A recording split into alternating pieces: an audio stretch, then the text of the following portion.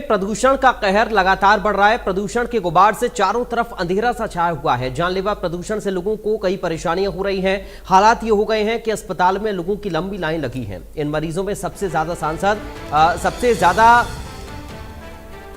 जो है वो अस्थमा के मरीज शामिल हैं। तो देखिए, गुरुग्राम फरीदाबाद की बात करें, यहां पर हवा का स्तर बेहद खराब हो गया है। सांस लेने में लोगों को तकलीफ हो रही है। कई जिलों में खतरे के निशान के पार भी AQI पहुंच गया है। गुरुग्राम में 350 के पार AQI पहुंच गया है। एयर क्वालिटी इंडेक्स गुरुग्राम में 350 के पार है। दिल्ली NCR में प्रदूषण का कहर लगातार जारी है। तस्वीरें आप देखिए जरा, साफ आपको आंखों से हवा में घुलता हुआ ये जहर देखा जा सकता है। AQI खतरनाक श्रेणी में पहुंच चुका है। कई ऐसी जगह हैं गुरुग्राम फरीदाबाद में हवा का स्तर खराब हो गया है। कई जिलों में खतरे के पार पहुंच गया है AQI का लेवल। गुरुग्राम में 350 के पार AQI पहुंच गया है। दिल्ली NCR के कई इलाकों में प्रदूषण का स्तर बढ़ गया है, जहां लोगों को सांस लेने में भी तकलीफ हो रही है। ये 3 तस्वीरें हम आपको दिखा रहे हैं। गुरुग्राम, फरीदाबाद और अंबाला की तस्वीरें आपकी स्क्रीन पर हैं। यहां पर आप देख सकते हैं प्रदूषण आपको वातावरण में घुलता हुआ नजर आएगा। साफ तौर पर यह धुंध बता रही है कि किस तरह से प्रदूषण और AQI खराब श्रेणी में पहुंच गया है। लोगों को सांस लेने में दिक्कत हो रही है। अस्थमा के मरीजों को खास तौर पर परेशानी का सामना करना पड़ रहा है। तो प्रदूषण से सब परेशान हैं और अलग अलग इलाकों की ये तस्वीरें सामने आई हैं, जहां प्रदूषण का स्तर खराब, प्रदूषण का जो स्तर है वो बेहद खराब होता जा रहा है और लोगों को सांस लेने में तकलीफ हो रही है।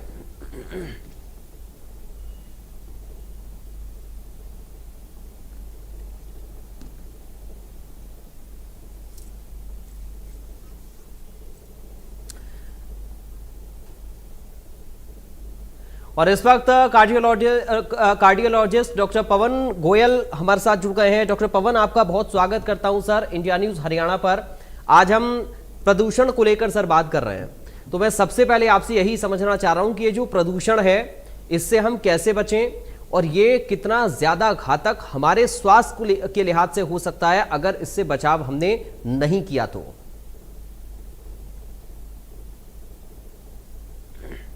सबसे पहले तो आपका धन्यवाद। और जैसे कि आपने सवाल पूछा कि प्रदूषण से कैसे बचा जाए, तो प्रदूषण से आम आदमी के लिए बचाव का तो कोई बहुत ज़्यादा तरीका नहीं है, क्योंकि जो प्रदूषण के कारण है उसमें आम आदमी का बहुत ज़्यादा रोल नहीं है। हाँ, थोड़ा बहुत ये हो सकता है कि हम अपने व्हीकल्स को यूज़ कम करें, जो प्राइवेट व्हीकल्स हैं, पब्लिक ट्रांसपोर्ट का ज़्यादा यूज़ करें। और अगर कहीं धुआं जलाने से धुआं होता है, कूड़ा वगैरह जलाने से, तो हम वो बचा के रखें।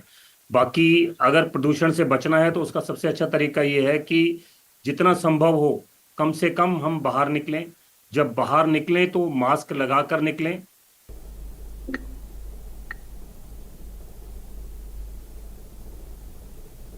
बोलिए डॉक्टर गोयल, आपकी आवाज आ रही है मुझ तक। अगर हम बाहर अपना मास्क लगाकर निकलें, और खास तौर पर जब सुबह के टाइम पे लोग जो सैर के लिए निकलते हैं, तो अर्ली मॉर्निंग सैर के लिए ना निकलें। धूल धुआं जब ज्यादा हो तो सैर के लिए अवॉइड करें। खासतौर पे ये जो शुरुआत के 10-15 दिन हैं सर्दी के, इन दिनों में पोल्यूशन का लेवल बहुत ज़्यादा होता है, क्योंकि जैसे जैसे टेम्परेचर डाउन होता है और ह्यूमिडिटी ज़्यादा होती है, तो ह्यूमिडिटी और टेम्परेचर कम होने की वजह से ज़मीन पर जो है स्मोक आ जाता है, और उसमें जब धूल धुआं के कण मिल जाते हैं तो ये स्मोक का रूप ले लेता है। और ये फोग जब स्मोक का रूप लेता है तो ये पोल्यूशन का बहुत बड़ा कारण होता है। तो इसके लिए बेस्ट ये है कि हम, अगर हमें आउटडोर बहुत ज़्यादा काम ना हो तो हम अवॉइड करें।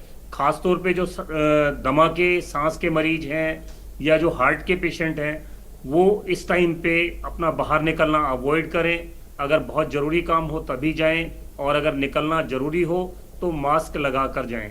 जी डॉक्टर गोयल, ये सबसे ज़्यादा दिक्कतें किन लोगों को हो सकती हैं? क्योंकि अभी हम ये भी सुनते हैं कि अस्थमा की समस्या जिन लोगों को है उनको बहुत ज़्यादा प्रॉब्लम हो रही है। सांस की तकलीफ अगर किसी व्यक्ति के साथ है तो उसको और ज़्यादा दिक्कत हो सकती है क्या? देखिए, अस्थमा जो है वो बेसिकली एक एलर्जिक मैनिफेस्टेशन है, सांस की एलर्जी से होता है। और जो ये पोल्यूशन में जो हमारे कीटाणु कण होते हैं, जिनको हम पार्टिकुलेट मैटर साइज के हिसाब से मापते हैं, तो जब ये स्मॉल साइज के पार्टिकल्स जब हवा के साथ मिल जाते हैं और ये सांस के साथ जब अंदर जाते हैं तो ये सांस की नली में कसाव पैदा करते हैं। तो जो सांस के मरीज हैं, दमा के मरीज हैं, या जिनको सीओपीडी है, उनके लिए ये पोल्यूशन का जो मौसम होता है ये बड़ा खराब होता है। और अगर ये पोल्यूशन से हम बचाव कर सके इन लोगों का, तो डेफिनेटली उनको हॉस्पिटलाइज होने की जरूरत नहीं पड़ती, या वो बहुत ज्यादा उनकी तबीयत खराब नहीं होती। और फिर भी अगर उनको, जैसे मैंने बताया कि अगर बाहर निकलना ही है तो अपना साथ में इनहेलर लेके जाएं और मास्क का यूज करें। ठीक है।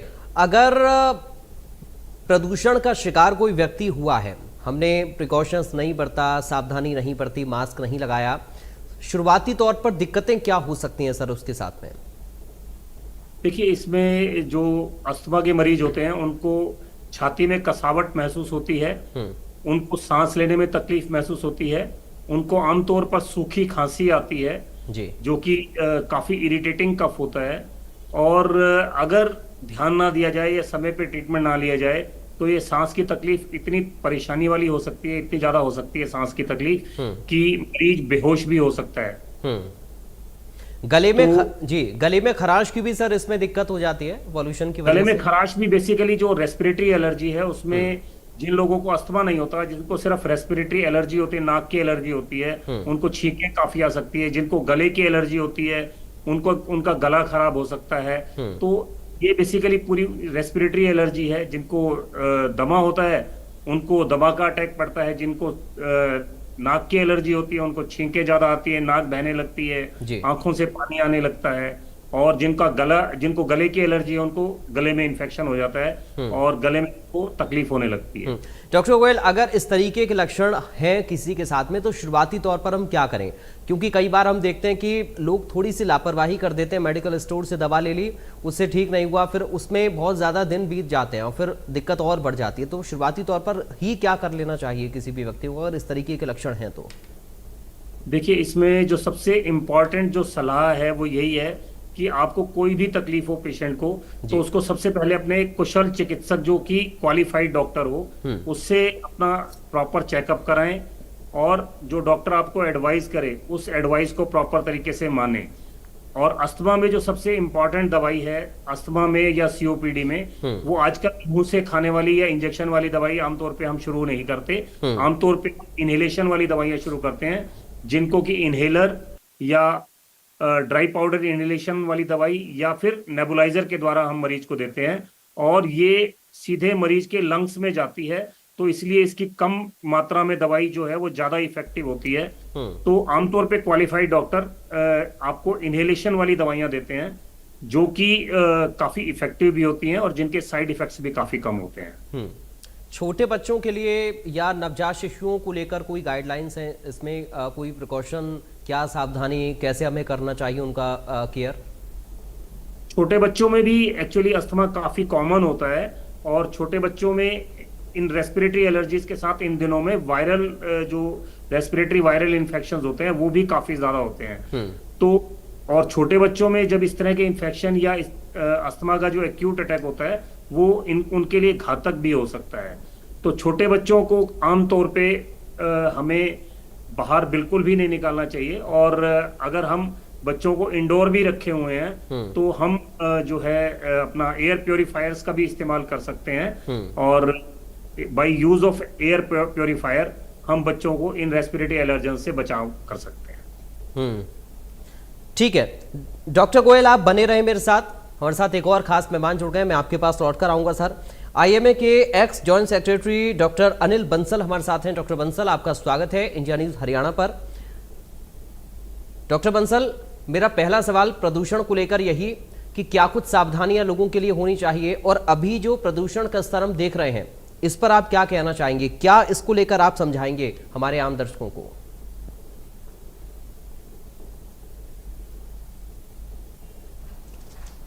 डॉक्टर बंसल, आप शायद म्यूट हैं, अनम्यूट कर लीजिए खुद को।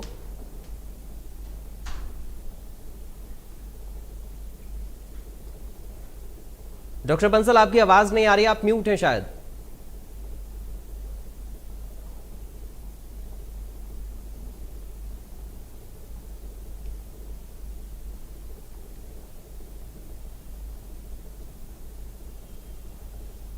चलिए, लगता है अभी संपर्क हमारा नहीं हो पा रहा है। डॉक्टर गोयल, आपके पास एक बार मैं फिर से आ रहा हूं सर।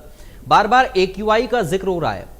AQI अगर इतना है तो खतरनाक है, अगर उससे ऊपर पहुंचा तो बहुत खतरनाक हुआ, बेहद खराब श्रेणी में हवा पहुंच गई है। इसको मैं थोड़ा सा आपसे बड़े आसान शब्दों में, सरल भाषा में समझना चाह रहा हूं दर्शकों के लिए कि कितना AQI ठीक है, कितने से कितना तक पहुंचता है तो वो हार्मफुल हो जाता है। देखिए, AQI का मतलब होता है एयर क्वालिटी इंडेक्स जी।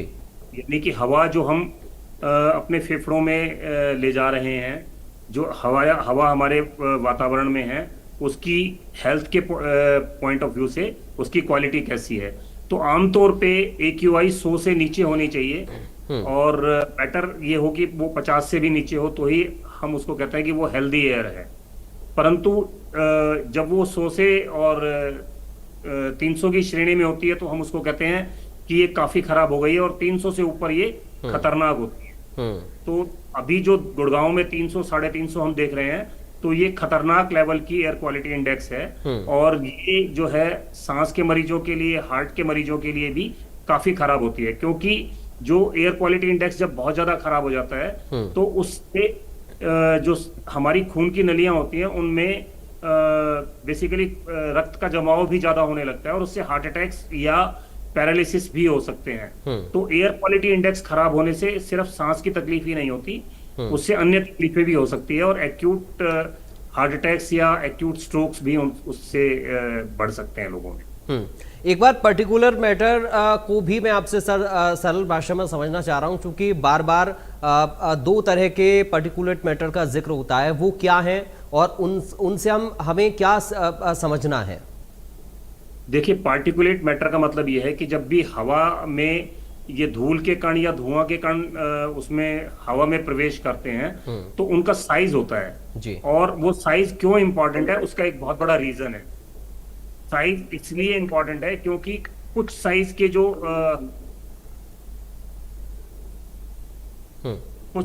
जो पार्टिकल्स होते हैं, जो बड़े साइज के पार्टिकल्स होते हैं, वो लंग्स की तरफ नहीं जाते। बट जब वो पार्टिकल का साइज 15 से 30 माइक्रोन तक होता है तो वो लंग्स में भी प्रवेश कर जाते हैं, और जब वो लंग्स में प्रवेश कर जाते हैं वो पार्टिकल्स, तो वो काफी खराब हो सकते हैं। तो इसलिए जो पार्टिकल साइज जितना छोटा होता जाएगा उतना ही ज्यादा वो लंग्स में डीप तक जाएंगे, और जब वो लंग्स में डीप तक जाएंगे तो वो हार्म कर सकते हैं। तो इसलिए पार्टिकुलेट मैटर अगर 15 से 30 है तो वो हार्मफुल है, अगर वो 30 से 50 है तो वो अपर रेस्पिरेटरी पैसेजेस में रह जाएगा, यानी कि हमारे नाक में रह जाएगा या हमारे गले में रह जाएगा, और अगर उससे भी बड़ा है तो वो आगे बिल्कुल भी नहीं जाएगा और वो उतना हार्मफुल नहीं होता। अब मैं लोगों के लिए एक संदेश आपसे चाहूंगा, सलाह चाहूंगा, किन किन चीजों का ध्यान रखना है, किस उम्र वर्ग के लोगों को कौन कौन सी सावधानियां बरतनी चाहिए। देखिए, सबसे इंपॉर्टेंट जो एडवाइस है वो यही है कि छोटे बच्चे और बुजुर्ग, उनके लिए सबसे इंपॉर्टेंट ये है कि वो इन दिनों में अगर संभव हो तो बाहर ना निकलें।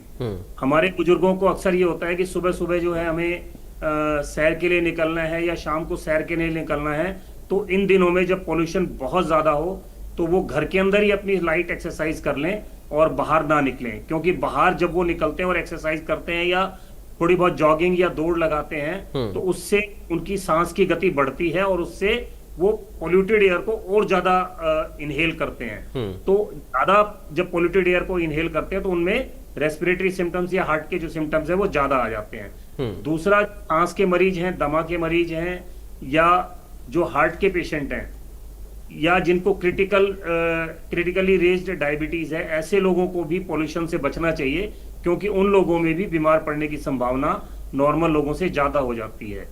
और तीसरी बात जो इंपॉर्टेंट है कि अगर संभव हो तो हम पब्लिक ट्रांसपोर्ट का यूज करें, अपने प्राइवेट व्हीकल्स को जितना संभव हो अवॉइड करें। जो सड़कों पे निर्माण कार्य चल रहे होते हैं या बिल्डिंग्स में निर्माण कार्य चल रहे होते हैं, जब ये बहुत ज्यादा AQI बहुत ज्यादा हो, 300 350 हो, तो उन दिनों में हमें कोशिश करनी चाहिए कि जो निर्माण कार्य हैं उनको हम थोड़े दिन के लिए स्थगित कर दें, जिससे कि पोल्यूशन का लेवल कम आ जाए, तो फिर हम दोबारा से उनको शुरू कर सकते हैं। इससे भी एनवायरनमेंट में पोल्यूशन काफी कम हो जाएगा।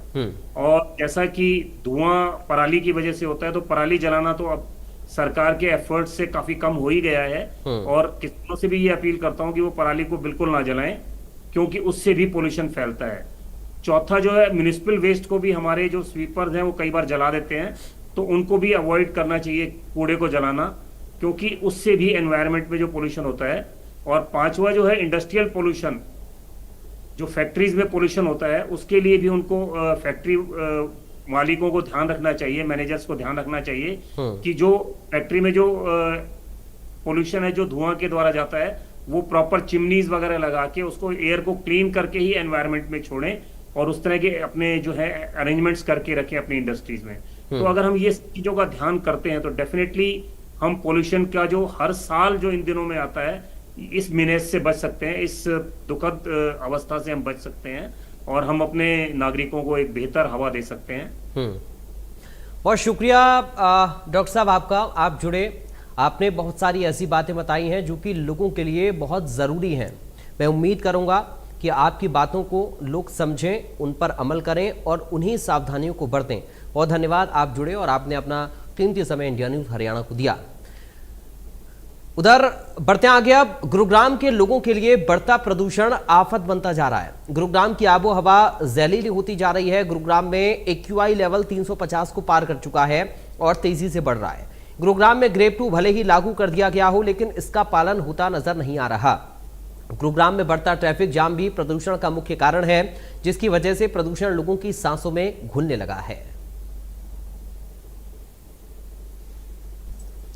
गुरुग्राम की आबो हवा अब जहरीली होती जा रही है। लगातार बढ़ता प्रदूषण गुरुग्राम को गैस चैम्बर में तब्दील कर रहा है और गुरुग्राम का AQI 350 को पार कर चुका है। इस वक्त हम MG रोड के पास मौजूद है और आप देख सकते हैं गुरुग्राम शहर की वो तस्वीर जहां प्रदूषण ने पूरे शहर को अपने आगोश में लिया हुआ है।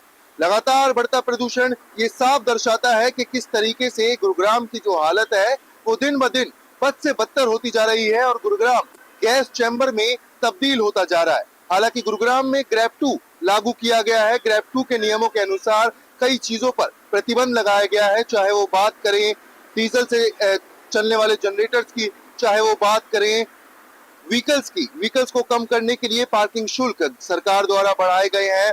कई चीजों पर प्रतिबंध लगाया गया है और आप तस्वीरों में देख सकते हैं, जहां तक आपकी नजर जाएगी आपको सिर्फ और सिर्फ धुएं और प्रदूषण की एक उस सफेद चादर दिखाई देगी जिसने पूरे गुरुग्राम शहर को, साइबर सिटी को अपनी आगोश में लिया हुआ है।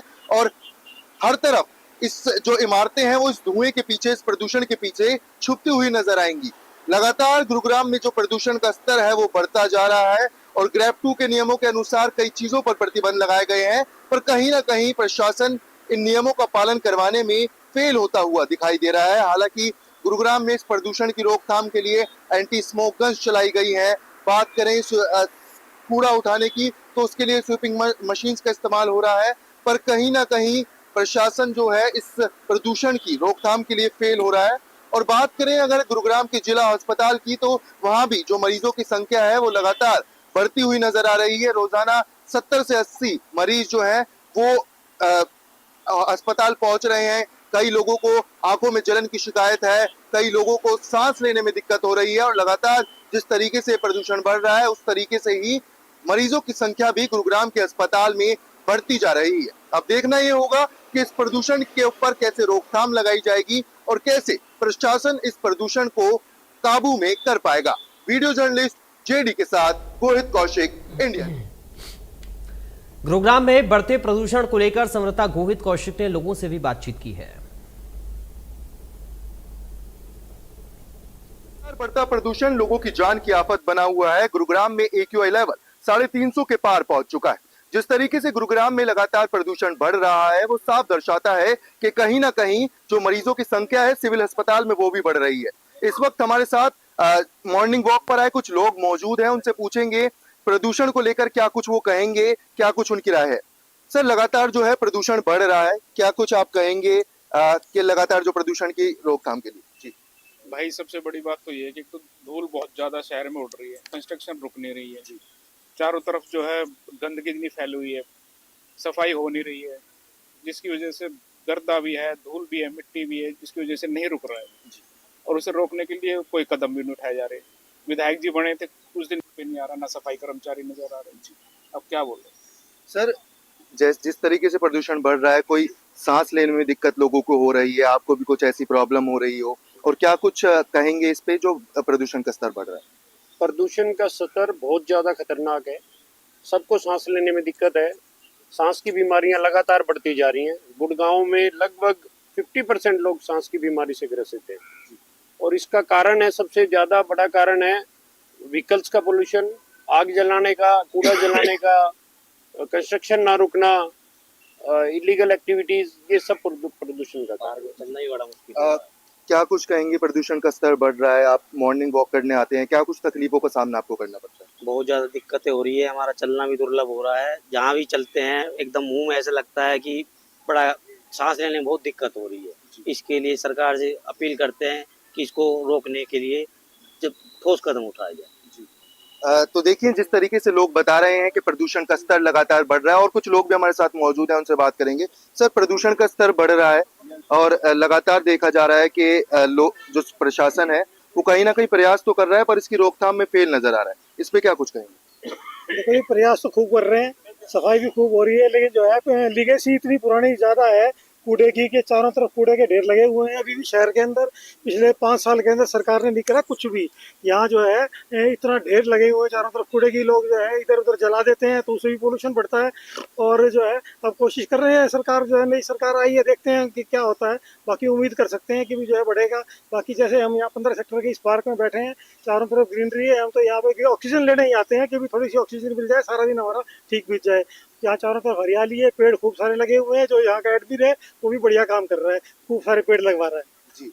तो देखिए किस तरीके से जो लोग हैं उनको लगातार प्रदूषण की वजह से समस्या हो रही है। हालांकि जो मॉर्निंग वॉक करने लोग आते हैं उनको भी काफी समस्याओं का सामना करना पड़ रहा है। सर, प्रदूषण का जो स्तर है बढ़ रहा है और मॉर्निंग वॉक में दिक्कत हो रही है, पेशेंट्स जो हैं सिविल अस्पताल में वो भी बढ़ते जा रहे हैं, आप क्या कुछ कहेंगे और किस तरीके की समस्याओं का सामना करना पड़ रहा है? समस्याएं तो भाई हैं इसमें, जब पोल्यूशन से गया तो कोई रोकथाम करें, उसको रोकें, अपना गंदगी वगैरह को सफाई करें, जगह जगह गंदगी पर ढेर पड़े हैं, इन सबको रोकें, इसलिए लोगों को थोड़ा स्वास्थ्य सही हो जाए लोगों का।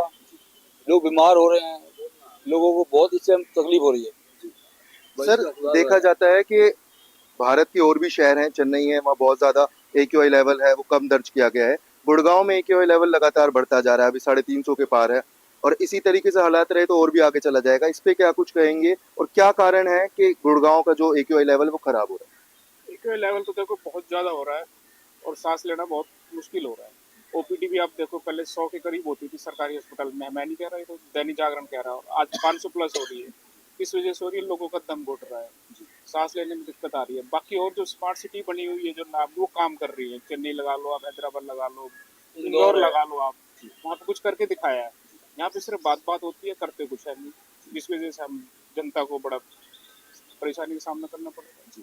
तो देखिए, लोगों का यही कहना है कि जिस तरीके से लगातार गुरुग्राम में जो प्रदूषण का स्तर बढ़ रहा है वो कहीं ना कहीं लोगों के लिए आफत बनता हुआ नजर आ रहा है, उनकी स्वास्थ्य को सीधे तरीके से असर करता हुआ दिख रहा है और कहीं ना कहीं प्रशासन और जो सरकार है वो इस प्रदूषण की रोकथाम के लिए फेल होती हुई नजर आ रही है। क्योंकि ये आज का मुद्दा नहीं, 2015 से जो पॉल्यूशन है वो लगातार धीरे धीरे करके बढ़ता चला गया और अब हालात ये हैं कि गुरुग्राम में ग्रैब 2 सरकार द्वारा और प्रशासन द्वारा लागू कर दिया गया है, पर उसका कितना पालन हो रहा है वो ग्राउंड पर दिखता है साफ तौर पर।